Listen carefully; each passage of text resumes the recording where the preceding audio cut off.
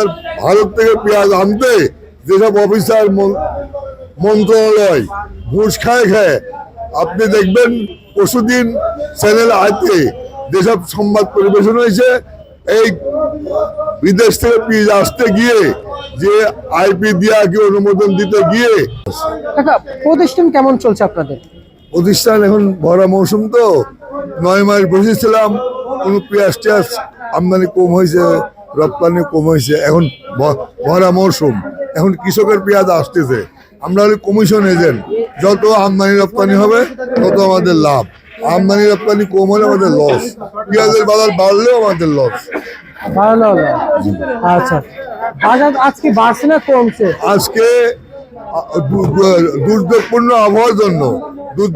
আবহাওয়ার জন্য বাংলাদেশের 13টা ডিস্ট্রিক্ট 91 থানা 415 ইউনিয়ন লোক পেঁয়াজ উঠাতে পারে নাই। জমিতে কুয়াশার জন্য জমিতে পেঁয়াজ উঠাতে পারে নাই। এবার যেগুলো উঠাইছে আপনার বাংলাদেশের যেগুলো ফেরি আছে সব ফেরিগুলা কাল রাত 9টার থেকে বন্ধ, আর সকাল 9:15টায় ফেরিগুলা চালু হয়েছে। যেগুলো পেঁয়াজ ঢাকা মুখে ছিল সব ফেরি বন্ধের কারণে ট্রলার বন্ধ রয়েছে, এই গাড়ি বন্ধ রয়েছে। এখন এই যে গাড়িগুলো আটকে গেছে নদীর মধ্যে কুয়াশার কারণে আসতে পারি নাই, এই গাড়িগুলো আসলে বাজার আবার আগের মতো গতকাল হয়ে যাবে। আজকে দুর্যোগপূর্ণ আবহাওয়ার জন্য পেঁয়াজ আমদানি কম হয়েছে, এই জন্য বিন্দু পরিমাণ বাজার একটু বাড়তি হয়েছে। 49, 50, 52 উর্ধে সকালবেলা 2-1টা মাল 54 টাকা বিক্রি হয়েছে। এই হলি বাজার। আসলে এই মুহূর্তে তার মানে আমদানি কম হওয়ার কারণে বাজার একটু বাড়ছে না? জি, আমদানি কম হওয়ার কারণে বাজার একটু বাড়ছে। হ্যাঁ, আমদানি কম হওয়ার কারণে কয়েকটা কারণ, প্রধানত কারণ দুর্যোগপূর্ণ আবহাওয়া, চুঙ্গাডাঙ্গা এবং আরো 9টা ডিস্ট্রিক্টে তাপমাত্রা 9 ডিগ্রি, বুঝছেন। কুয়াশা ছাড়া কোনো রোদ নাই, এই জন্য পেঁয়াজ জমির থেকে উঠাইতে পারি নাই। আর যে কটা ফেরিঘাট আছে দৌলতদি, গোয়ালন্দ, হারিসা সব ফেরি বন্ধ। ফেরির উপরে পেঁয়াজের গাড়ি আছে, এই গাড়িগুলো আসলে বাজার আবার কমে যাবে। আচ্ছা আচ্ছা কাকা, আসলে ঘরে বেচা বিক্রি কেমন ছিল আজকে? বেচাকেনা সকাল 6টার থেকে শুরু করেছি, প্রচুর বেচাকেনা করেছি। আচ্ছা, এখানে কি কৃষক আর যারা ক্রেতা রয়েছে না? হ্যাঁ হ্যাঁ, মানে একসাথে রয়েছে? হ্যাঁ, ক্রেতাও আছে, বিক্রেতাও আছে, কৃষকও আছে। উনি কি কৃষক? হ্যাঁ, উনি কৃষক। আচ্ছা, মানে পাশে বসে রাখছে? হ্যাঁ, বসে রাখেছি। উনি 36 বিঘা পেঁয়াজ লাগাইছে। উনি বাংলাদেশের 3য় কৃষক। আমি রাজশাহী বাগা থানা ফতে মোহাম্মদপুর গ্রামে, বাগা থানা, রাজশাহী জেলা, আসাদুল ইসলাম, পিতার নাম আশরাফুল ইসলাম। উনি বাংলাদেশের 1ম শ্রেণীর কৃষক। উনি 185 বিঘি জমি পেঁয়াজ লাগাইছে। আর কুষ্টিয়াতে শহীদুল ইসলাম সাধু নামে একজনা, উনি 75 বিঘি পেঁয়াজ লাগাইছে। উনি 2য় কৃষক। আর ইনি হচ্ছে বাংলাদেশের 3য় কৃষক, 36 বিঘা পেঁয়াজ লাগাইছে। গতবার পেঁয়াজ লাগা লস হয়, ব্যাংকের কাছে দেউলিয়া হয়ে গেছে, হালের গরু মরু সব বিক্রি করে। এবার পেঁয়াজ লাগাইছিল। এবারও ভারত থেকে পেঁয়াজ আসার কারণে বাজার অস্বাভাবিক কমে যাওয়ার কারণে যেটা লাভের আশা করেছিল, এই আশার থেকে বঞ্চিত হয়ে গেছে। এখন নিরাশা হয়ে গেছে। ভারত থেকে এত পরিমাণ পেঁয়াজ আইছে, আপনার ভারত থেকে পেঁয়াজ আনতে যেসব অফিসার মন্ত্রণালয় ঘুষ খায় আপনি দেখবেন পরশুদিন চ্যানেল আইতে যেসব সংবাদ পরিবেশন হয়েছে এই বিদেশ থেকে পেঁয়াজ আসতে গিয়ে যে আইপি দিয়া কি অনুমোদন দিতে গিয়ে বড় বড় অফিসার মন্ত্রণালয় লক্ষ লক্ষ কোটি কোটি টাকা ঘুষ খায়। এই দেশে ভরা মৌসুমে পেঁয়াজ আমদানি করে বাজার 6 লাভ করে ফেলছে। আচ্ছা, আমরা একটু জানতে চাই এই মুহূর্তে আপনাদের কাছ থেকে, আসলে এখন এই মুহূর্তে কৃষকের যে অবস্থান রয়েছে এলসিপি আসার পরে কি অবস্থায় আছে একটু জানাবেন। কৃষকের অবস্থা কি বলবো, ভাষা নাই। আমি ডিকশনারিতে ভাষা খুঁজে পাই নাই। 13 বছর 9 মাস হয়ে আজ 13 দিন দেশ স্বাধীন হলো। একটা সরকার সক্রিয়ভাবে এই দেশপ্রেম তাদের মধ্যে পাই নাই। কৃষকের পাশে কোনো সরকার দাঁড়ায় নাই।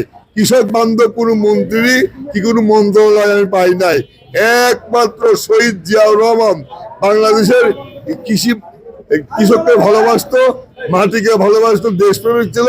উনি 2 বছর দেশে কৃষকের হাতে চায়নার থেকে ধানের বীজ নিয়ে আসি দিছিল, মাঠে মাঠে ডিপটি করে বসা দিছিল, মাঠে মাঠে চকে চকে ডিপটি করে বসাইছিল, খাল খনন করেছিল, রাস্তার ধারে কলার গাছ লাগাইছিল, কিন্তু আততার হাতে উনি মৃত্যুবরণ করেছে।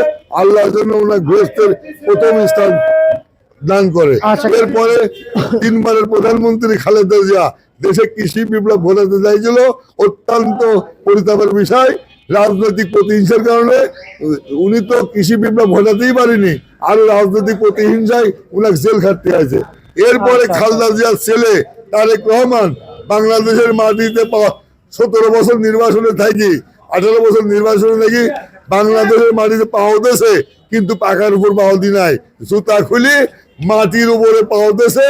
উনার বাপের উনার মার আদর্শ পালন করে বাংলাদেশে 18 বছর পরে জুতা খুলে মাটির উপর পায়ে দিয়ে দেশে অবতরণ করেছে। আচ্ছা, একটু জানতে চাইবি যে আসলে আজকের এই দিনে যে এলসি গুলো আসতেছে, জি। আমরা যতটুকু জানি যে 16 জানুয়ারির পরে যে সবচেয়ে বেশি আইপি দিয়েছে, যেমন প্রথম তো দিয়েছিল 1500 টনের আইপির অনুমোদন, তারপর দিয়েছে 3000 টন, তারপর দিয়েছে 4200 টনের যে আইপির অনুমোদন। তো আমরা যেটা জানি যে যারা 4200 টন দিছে, জি। সেই 4200 আইপির যে অনুমোদন সেটা 16 তারিখে শেষ হবে। জি। আর যেগুলো ছোট ছোট আইপি জি। সেগুলো একটু সময় একটু বাড়িয়ে দিয়েছে, কেন একটু জানাবেন। জি শোনেন, এটা হচ্ছে আপনার আইনমন্ত্রী আসিফ নজরুল সাহেব, উনি হঠাৎ করে কাল্পনিক একদিন বাজার বসছিল, তাই কৃষি মন্ত্রণালয় বাণিজ্য মন্ত্রণালয় কিছু পেঁয়াজের এলসি দেওয়ার কথা বলছিল, কিন্তু অসাধু মন্ত্রণালয়, অসাধু ব্যবসায়ীরা, অসাধু অনুমোদনকারীরা কোটি কোটি টাকা ঘুষ বিনিময়ে আপনার আসিফ নজরুল সাহেব এলসি 1500 টন এলসি আনতে বললো আনলো, আবার 1500 আনতে বলে আনলো, তারপরে বন্ধ করেছিল। কিন্তু অত্যন্ত পরিতাপের বিষয়, আপনার বাংলাদেশের 2000 ইম্পোর্টার হাইকোর্টে রিট পিটিশন করে আবার 4200 টন এলসির অনুমোদন হয়েছে। এটা আমরা পরস্পর শুনতেছি, এখন দেখা কথা না, শোনা কথা। এটা হাইকোর্টে রিট পিটিশন করে 2000 ইম্পোর্টার তারা আইপি নেছে, এটা শুনতেছি 15-16 তারিখ পর্যন্ত আপনার এই পেঁয়াজ আসতে পারে। এটা শোনা কথা, বাস্তবসম্মত না। আচ্ছা। তবে যদি এই 42,000 টন এলসি বাংলাদেশে প্রবেশ করে, পেঁয়াজের কেজি 42,000 না 4200 টন, 4200 টন 4200 টন এলসি যদি বাংলাদেশে প্রবেশ করে, পেঁয়াজের বাজার আরো পড়ে যাবে। কারণ হচ্ছে এখন আমি 8টা ডিস্ট্রিক্ট সফর করেছি 4 দিনে, 270টা থানা, 270টা ইউনিয়ন আর 54 থানা সফর করেছি। পর্যাপ্ত পরিমাণ পেঁয়াজ দেশে উৎপাদন হয়েছে।